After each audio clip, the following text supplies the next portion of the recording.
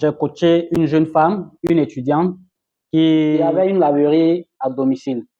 C'est-à-dire qu'elle avait une machine à laver, une machine semi-automatique à domicile. Et elle récupérait les vêtements avec ses connaissances, les vêtements qu'elle traitait, et puis qu'elle livrait par la suite à ces personnes-là.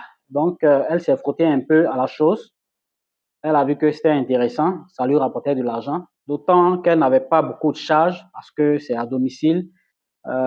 Et donc, c'était juste son loyer et puis ses mêmes factures qu'elle avait.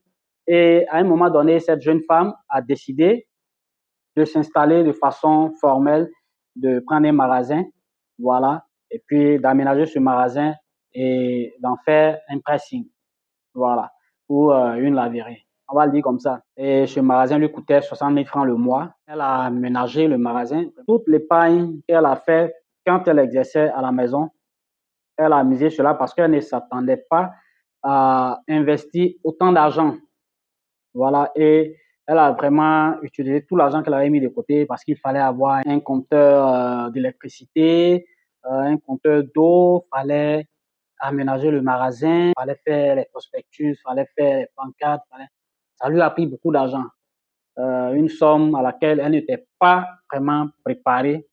Voilà, dans ses calculs qu'elle se faisait par rapport à l'installation d'un pressing, puisqu'elle s'est acheté encore une nouvelle machine, une machine automatique, voilà, pour travailler beaucoup plus, voilà, beaucoup plus facilement, on va dire. Seulement, ce qu'elle n'a pas pris en compte, ce qu'elle n'a pas prévu, c'était déjà euh, le montant à investir. Elle a investi beaucoup plus qu'elle ne s'y attendait. Dans ce genre de conditions, dans ce genre de début, quand on n'a pas beaucoup de moyens, je conseille toujours que vous travaillez seul parce que vous n'avez pas encore les ressources pour payer quelqu'un. Ça, c'est une toute autre affaire. Mais dans le cas d'espèce, très rapidement, elle était à court de moyens. Très rapidement. Et je précise que les premières personnes qu'elle a recrutées pour travailler, c'est des personnes qui, dès le début déjà, ont commencé à lui prendre de l'argent.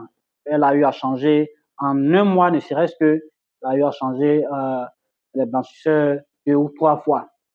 Vous voyez, pour un début, pour quelqu'un qui vient de s'installer, qui a pris toute son épargne pour s'installer. Et les premiers jetons qui rentrent, ceux que vous avez pris pour travailler, s'en servent. Les gens, ils prennent dans la caisse parce que vous n'êtes pas toujours sur place. Parce que vous n'êtes pas toujours sur place. Parce que vous n'êtes pas toujours sur place. C'est très difficile au début.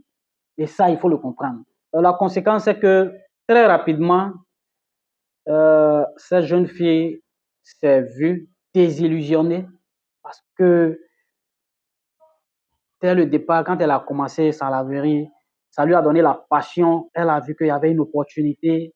Elle a vu qu'il y avait beaucoup de choses à faire et elle s'est lancée.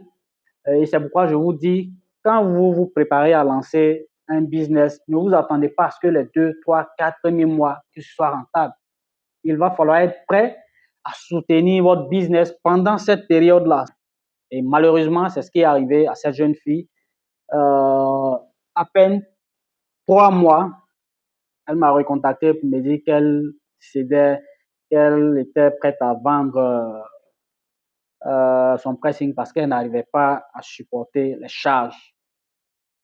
Je ne sais pas les chiffres, mais moi, je sais que à 90% des business qui échouent dès le lancement, c'est dû au manque de suivi et au manque de réalisme de ceux qui lancent ce business-là, quel que soit le business.